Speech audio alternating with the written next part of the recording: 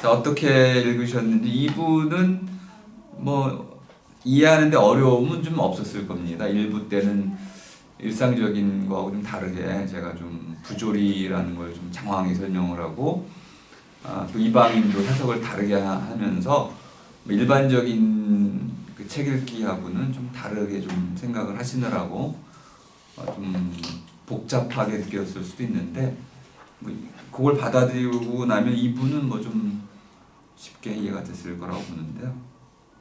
어떻게들 읽으셨는지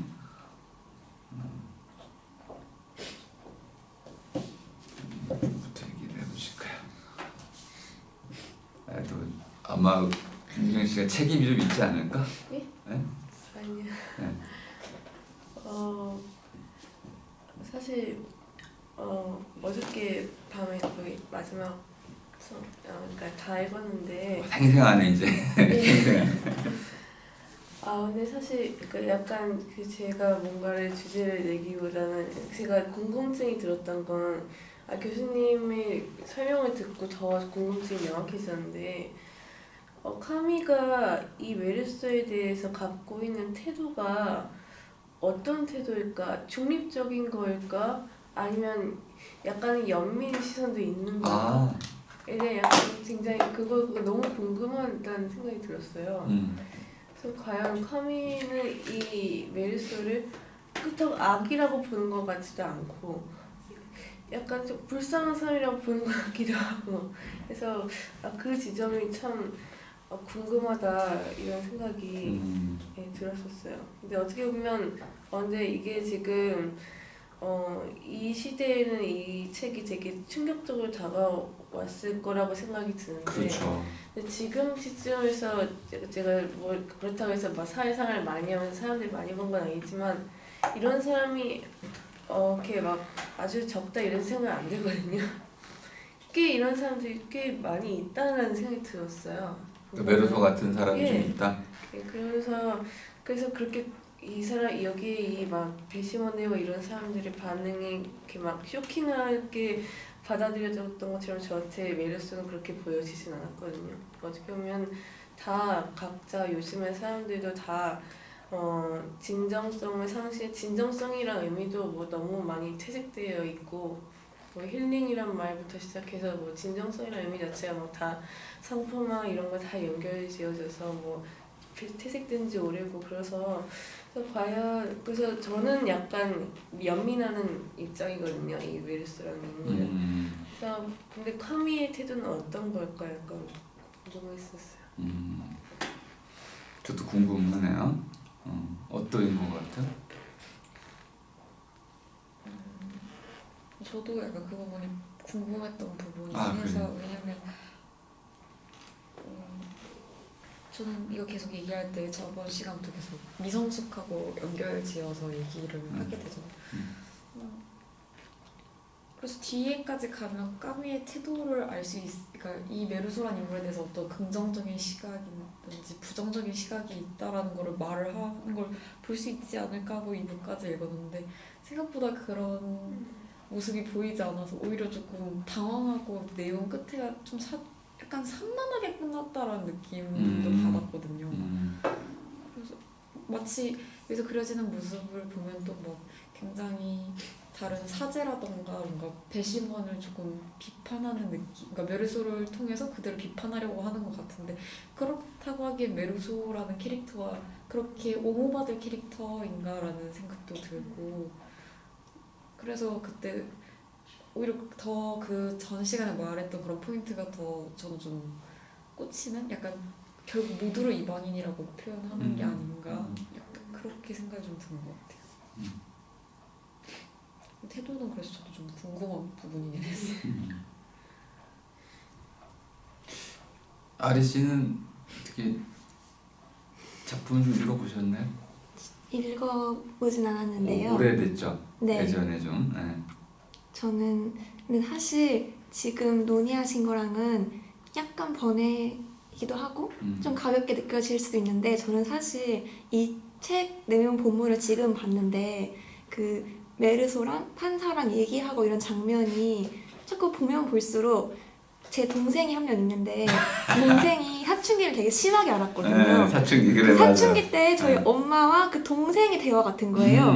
무슨 얘기를 해도 건성건성 대답하고 보통 상식적으로 생각했을 때 이렇게 물어보면 이렇게 대답을 해야 되는데 이상한 얘기를 하고 근데 또 그 친구의 논리를 생각을 하면 맞는 것 같기도 하고 그리고 저는 조금 좀 혼자 웃겼던 게 그 저희 엄마가 그 책의 판사들 반응처럼 부들부들 떨고 막 혼자서 점점 더 화가 나시는 거예요.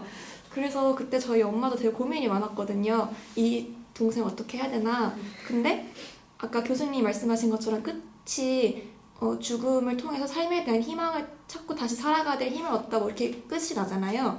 근데 그거랑 제 동생이랑 약간 비슷하다고 느꼈던 게 제 동생도 막 왜 공부를 해야 되는지 모르고 내가 왜 이걸 해야 되는지 모르고 약간 허무주의에 있었던 것 같아요. 근데 이제 대학교 오고 하면서 자기가 어떻게 살아야 되고 어떤 의미를 찾으면서 그런 경향이 없어졌거든요. 그래서 좀 네, 소설과 제 동생의 삶이 약간 비슷하다고 생각하면서 읽었고 강의를 들었던 것 같아요. 그렇구나. 네, 약간 벗어날 수도 있지만. 그럼 까미는 메르소를 측은하게 봤을까요? 아니면은 중립적으로 봤을까요? 아니면 뭐 나름대로 좀 당당한 인물로 봤을까요? 그래서 저는 그 까미가 제 입장 같았어요. 왜냐하면 그 주인공이 동생이고 판사가 엄마라면 저는 그 관찰자로 봤으니까.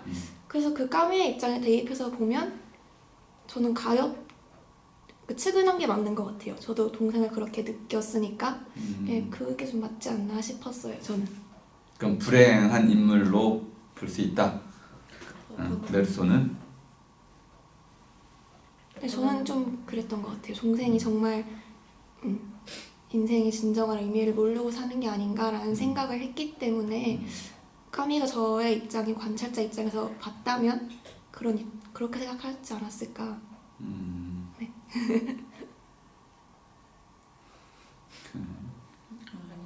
왜 그런지 모르겠는데 방금 두 분 대화하실 때 되게 느낌표가 꽂힌 걸로는 까미는 옹호한 것 같아요. 메르소를 마지막까지 생각해보니까.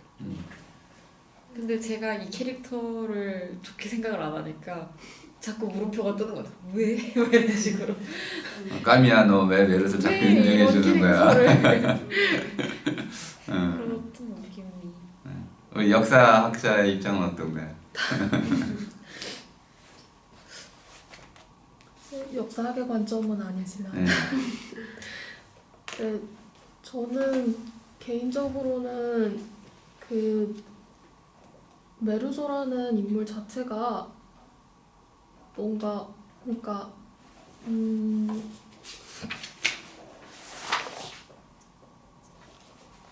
중간에 들었던 게 진정성에 대해서 여러 번 말씀을 해주셨는데 진정성이 자기가 깨닫지 못하면 결국 그건 진정성이 아닌 건가 그런 생각이 들었거든요. 그래서 진정성이 결국 타인에 의해서 이렇게 결정되는 모습을 보면서 이걸 메르소만의 잘못이라고 볼 수 있나 그렇게 생각이 들어서 메르소를 옹호할 수밖에 없는 물론 이상한 점이 있기는 하지만 어긋난 점이 있긴 하지만 옹호할 수밖에 없다고 생각을 했어요. 그렇네. 우리 예수 씨는 어떠신가요? 네, 저는 책을 아예 못 읽고 전문 시간에도 못 와서 사실 잘 이해가 안 가요.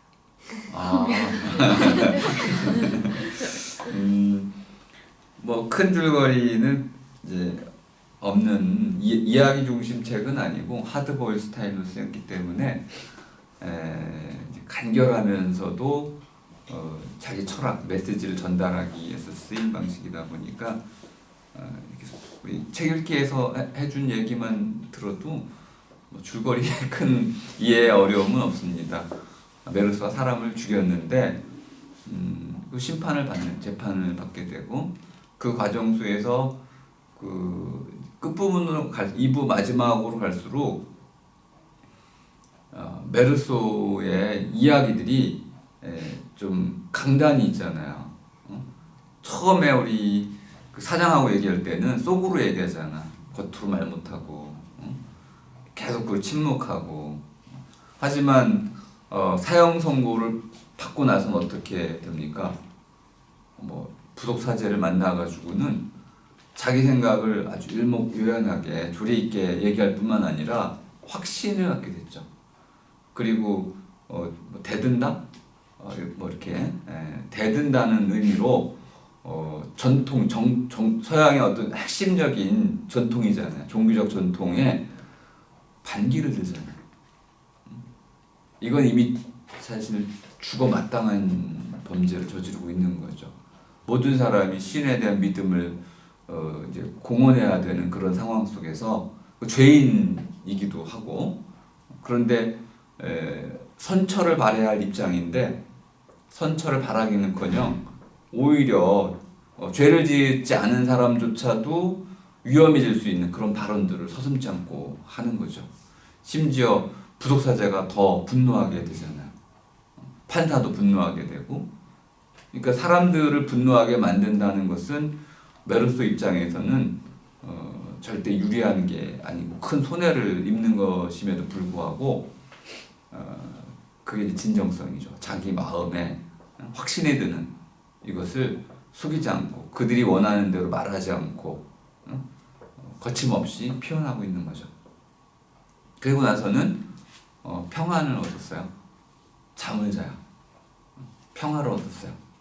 자기 확신이 있고 그걸 통해서 결국은 그래 이제까지 내가 뭔가 잘 깨닫지 못하고 살아왔으니까 이제 한번 제대로 살아봐야겠다 라는 그런 이제 성찬 깨달음을 통해서 뭐 기회가 주어진다면 이제 새로운 삶을 살겠죠. 그동안의 삶은 무의미한 삶이었다고 한다면은 세컨드 라이프, 두 번째 삶은 창조의 삶이 되리라고 봅니다. 저는 까미가 이 메르소의 이 과정을 통해서 적극적으로 어떻게 부조리한 삶을 극복해 나갈 수 있는지를 보여줬다고 생각을 합니다. 중립적인 걸 넘어서서 메르소를 통해서 이런 부조리한 삶의 어떤 극복 방향이라든지 이런 것들을 충분히 표현했다고 보고요.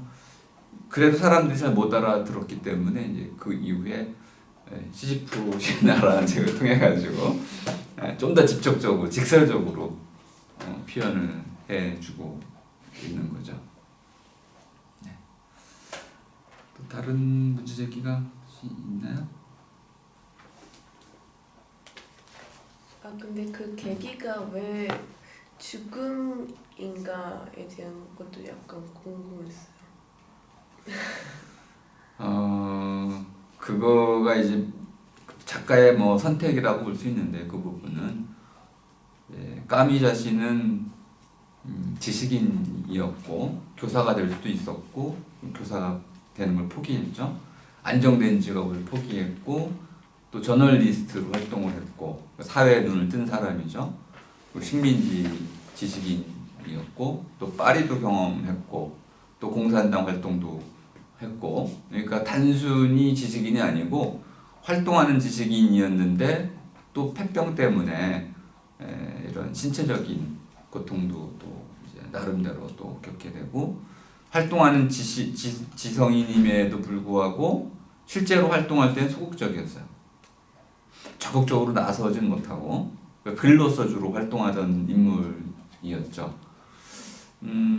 그가 택할 수 있는 방법이 여러 가지가 있었겠지만은 사르트르 같은 전쟁 같은 걸로 많이 이제 오히려 표현을 했습니다. 적극적이죠.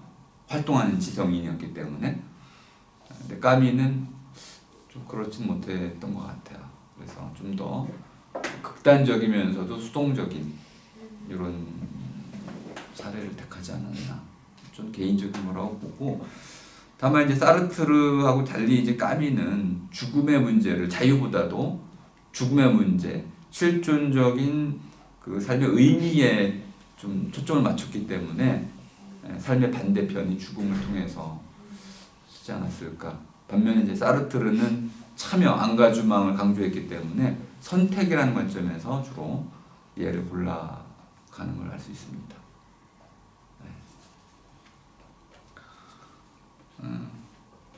네, 오늘은 제가 또 발표가 또 있어가지고 다음부터는 1시간 정도 시간 많이 기대하겠습니다.